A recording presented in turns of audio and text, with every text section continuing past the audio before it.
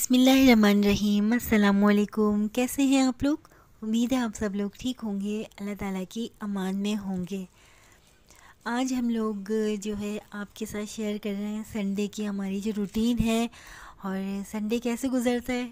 सोचा आप लोगों के साथ छोटी मोटी अपनी रूटीन शेयर कर दें कि हमने संडे कैसे गुजारा है। वैसे तो हमारी कोई इतनी ख़ास रूटीन नहीं होती और ना ही हम कोई एहतमाम करते हैं, क्योंकि आहिस्ता आहिस्ता ज़िंदगी की तरफ आ रहे हैं। ज़िंदगी के दुख अपनी जगह हैं, शहज़ादी ज़ैनब के जाने का दुख अपनी जगह है। बस यही कि आप लोगों से मोहब्बत भरा एक सिलसिला कायम रहे, इस वजह से अपनी वीडियो आपके साथ शेयर कर लेते हैं। और डेली व्लॉगिंग तो कर नहीं पाते हम लोग, सिर्फ़ इस वजह से कि अब वीडियो में वो बात नहीं रही है कि जहाँ वीडियो की शुरुआत होती थी और ज़ैनब शहज़ादी नज़र आया करती थी। खैर, आज मैंने बनाई है एक नई रेसिपी। मैंने देखी थी कटलेट्स की और ये बहुत ज़बरदस्त बनते हैं। इसके लिए पहले कच्चे आलू जो थे ना, उनको मैंने पहले कद्दूकश कर लिया था और ये मैं बताऊंगी कि मैंने क्यों करा था और इसको मैं रेसिपी में कहाँ पर इस्तेमाल करूँगी। अच्छा, साथ साथ ये शाम में जो था, ये वरीशा और ईशा की कुछ फ्रेंड्स थी, उनकी यहाँ पे पार्टी अरेंज करनी थी। उन्होंने कहा कि मम्मा हमें मैक्रोनी बना के दे दें।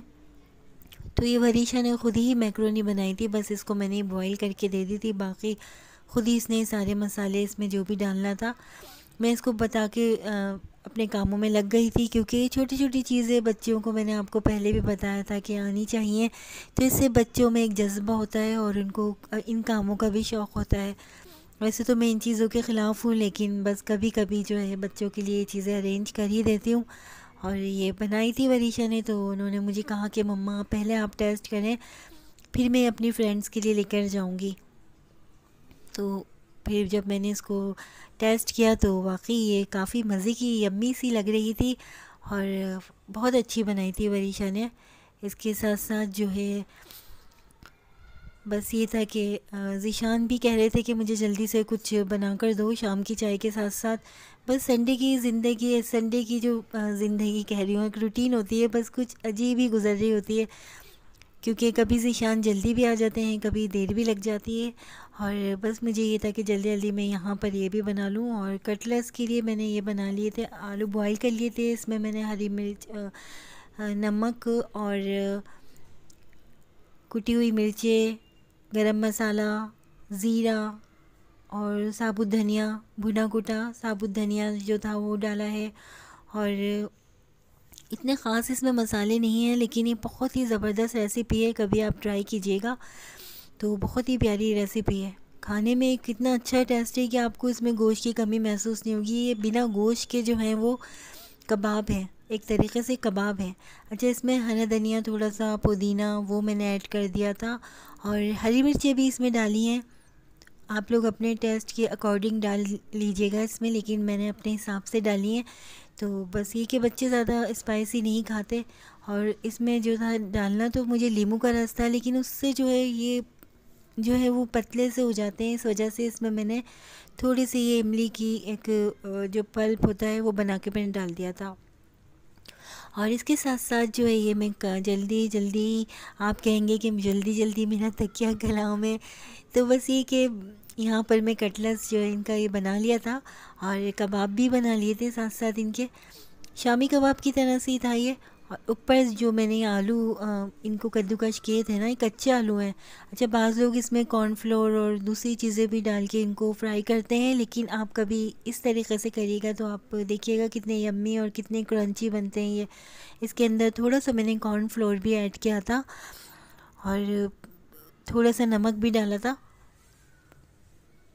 और ये आलू के कटलेट्स जो है मेरे तैयार हो गए।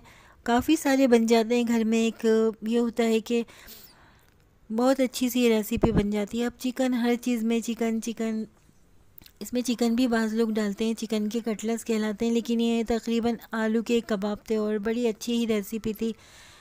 अच्छा, आप लोगों की जो है ज़ैनब की वीडियोस में आप लोगों के कमेंट्स इतने ज़्यादा नहीं आ रहे हैं और वीडियो भी बहुत सारे लोगों तक नहीं पहुंच पा रही जो ज़ैनब से मोहब्बत करते हैं, ज़ैनब के सब्सक्राइबर हैं। काफ़ी डेली बेसिस पर मेरे पास से जो है कमेंट्स आ रहे हैं, व्हाट्सएप कॉल्स भी इतनी आती हैं और यकीन करें कि मेरे पास बिल्कुल टाइम नहीं होता। बहुत सारे सब्सक्राइबर मुझसे नाराज़ हो जाते हैं कि आप हमारी कॉल जो है वो रिसीव नहीं करती हैं और हमसे बात नहीं करती। तो बहुत मसरूफ़ ज़िंदगी होती है। अगर किसी का चैनल होता है और उस चैनल पे काम करना होता है तो बस समझ लें बहुत इंसान मसरूफ़ हो जाता है। तो बस वरीशा भी जा रही थी अपनी दोस्तों के साथ और बच्चियां बहुत खुश हो गई थी और इनकी खुशी को देखते हुए मुझे भी बहुत खुशी होती है। ये अपनी दोस्तों में चली गई थी। अच्छा, इसके साथ साथ कटलेट्स के लिए मैंने थोड़ी सी ये चटनी भी बना ली थी। ये इमली की चटनी बनाती हूँ मैं, खट्टी मीठी चटनी होती है। बहुत से लोग अपनी अपनी रेसिपी की तरह अपनी अपनी रेसिपी में बनाते हैं, लेकिन जिस रेसिपी से मैं बनाती हूँ आज आपके साथ शेयर कर रही हूँ, ये इमली का गूदा है। इसमें थोड़ी सी अदरक मैंने डाल दी थी और इसको अदरक, बाज़ लोग जो है वो पिसी हुई अदरक भी डालते हैं जिसको सौंठ कहते हैं, लेकिन मैं ये फ्रेश जो अदरक होती है डालती हूँ। इसको डालने से बहुत अच्छा टेस्ट आता है। इमली की एक चटनी बन जाती है जिसमें अदरक होती है, सौंठ होती है। और इसमें थोड़ी सी चीनी भी डाल दी थी। बहुत सारे तरीक़े हैं, लेकिन बस मेरा तरीक़ाकार कुछ ऐसा ही है और कभी बना के देखिएगा। बहुत ज़ायक़ेदार ये चटनी बनती है, कटलेट्स के साथ बहुत मज़ा देती है।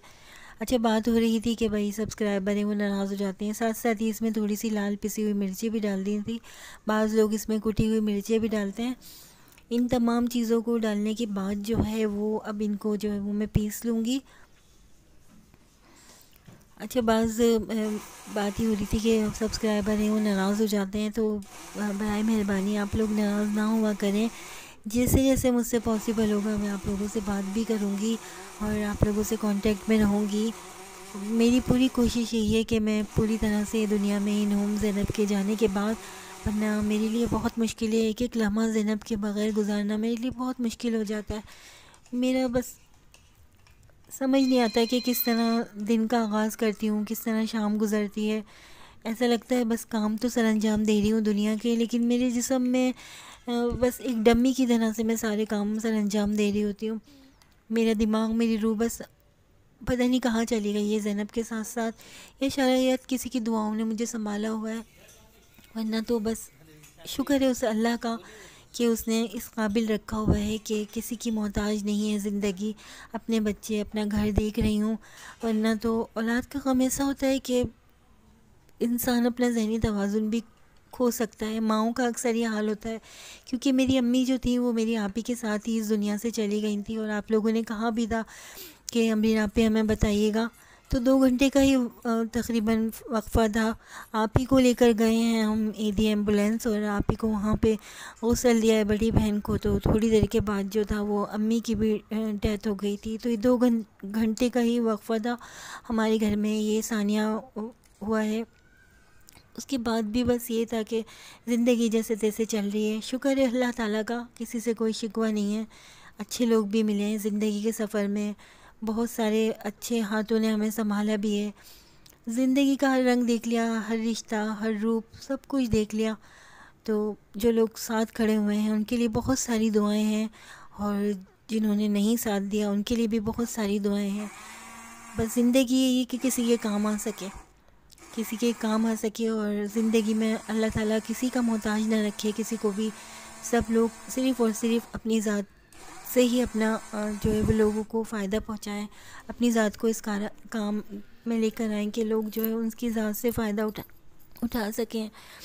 तो यहाँ पर ये चटनी भी तैयार हो गई है और इसमें मैंने हरा धनिया, पुदीना और हरी मिर्ची डाली थी और ऊपर से थोड़ा सा इसमें मैंने नींबू का रस भी ऐड कर दिया था। तो ये बड़ी मज़े की चटनी बन जाती है। और इन कबाबों का जो था टेस्ट बहुत ही ज़बरदस्त आया था और इस कदर क्रंची बने थे ये कबाब कि मैं आपको बता नहीं सकती। कभी आप इसको ट्राई कीजिएगा और इस रेसिपी को जैसे तैसे होगा मैं आपके साथ अपनी रेसिपीज़ शेयर करती रहूँगी और जो भी मुझे कुकिंग आती है इंशाल्लाह आपके साथ शेयर करूँगी। यहाँ पर जो थी चटनी बड़ी मज़ेदार सी यम्मी सी तैयार हो गई है। इसमें मैंने थोड़ा सा सिरका भी डाल दिया था और टेस्ट कराने के लिए ज़ीशान के पास ले गई थी कि ज़ीशान जो है वो आज छुट्टी का दिन था और जल्दी आ गए थे। वरना तो संडे में भी ये होता है कि ज़ीशान देर से ही आते हैं और काफ़ी टाइम हो जाता है कि मैं घर के भी बहुत से ऐसे काम होते हैं जो मुझे जिसके लिए मुझे ज़ीशान की हेल्प की ज़रूरत होती है। लेकिन बस ये है कि मुझे ख़ुद ही वो तमाम काम देखने पड़ेंगे। इनको मैं डिस्टर्ब कैसे करूं, क्योंकि बस ज़िंदगी बहुत टफ हो गई है, बिलख़ुसूस पाकिस्तान में बढ़ती हुई महंगाई में जिस तरीक़े से लोग सरवाइव कर रहे हैं। बस पाकिस्तान के लिए जो जो लोग देख रहे हैं इस वक्त दुआ कीजिएगा कि शायद ही ज़िंदगी में कभी इतने बदतरीन बहरान से पाकिस्तान दो चार हुआ हो। ज़िंदगी गुजारनी लोगों के लिए बहुत मुश्किल हो गई, लेकिन फिर भी अल्लाह का बड़ा करम है, उसका शुक्र है और उसका एहसान है कि न जाने कौन सी ऐसी दुआएं हमारे साथ कि हमारी ज़िंदगी अल्लाह का शुक्र है बहुत अच्छी है। मैं ख़ुद भी अपने शौहर के साथ कोशिश करती हूँ कि इनका हाथ बटा सकूँ और किसी भी किस्म का टेंशन ना दूँ, क्योंकि आजकल ज़िंदगियाँ भी समझ लें इंसान बोनस पर ही जी रहा है, वरना बहुत मुश्किल हो चुकी है ज़िंदगी गुजारनी। तो और बहुत यम्मी से ही कटलेट्स बन गए थे, ज़ीशान को बहुत ज़्यादा पसंद आए थे और खुश होकर घर वाले खा लेते हैं तो समझ लें आपकी मेहनत जो है वो वसूल हो जाती है। बस ये था कि अब खाने का टाइम हो गया था। ये खाने की जो वीडियो है ये मैं आपके साथ शेयर कर रही हूँ। वरीशा और ईशा के भी आने का टाइम हो गया था, तो बस हमने कहा आज संडे हम सब साथ मिलके ही खाना खाएंगे, वरना ऐसा ही होता है कि बच्चियाँ कभी पहले खाना खा लेती हैं, कभी मैं खा लेती हूँ, तो बड़ा मुश्किल होता है एक साथ बैठ के खाना, क्योंकि 12 बजे 11 बजे ज़ीशान खाना खाते हैं। तो हमारे घर की कोई रूटीन नहीं है। आज संडे का दिन था, सोचा इससे फ़ायदा उठाएं और हम साथ मिलके खाना खाएं। बस आप लोगों से इतनी ही रिक्वेस्ट करूंगी कि अगर आप लोग ज़ैनब के चैनल को प्यार करते हैं, ज़ैनब से मोहब्बत करते हैं और आज आज भी आपकी वाबस्तगी इस चैनल के साथ ऐसी है जैसे रोज़े अव्वल की थी, तो इंशाल्लाह ज़िंदगी की जो भी खुशियाँ हैं हम आपके साथ शेयर करते रहेंगे। आप लोग अपनी दुआओं में हमें ऐसे याद रखिएगा और इसी तरह हमारे साथ रहें। हमें आपके साथ की आपकी सपोर्ट की बहुत ज़्यादा ज़रूरत है, आपकी दुआओं की ज़रूरत है बिलख़ुसूस, क्योंकि ये दुआएं जो है वो मुक़द्दर बदलने पर ताकत रखती हैं। किसी भी चीज़ से आपकी तकदीर इतनी तेज़ी से नहीं बदलती जितनी दुआ से बदल जाती है, और दुआ से इंसान को वो भी मिल जाता है जो उसके नसीब में नहीं होता। तो दुआएं लीजिए और दुआएं दीजिए, एक दूसरे की ज़िंदगी में आसानियाँ पैदा करें और खुश रहें, खुशियाँ बाँटें।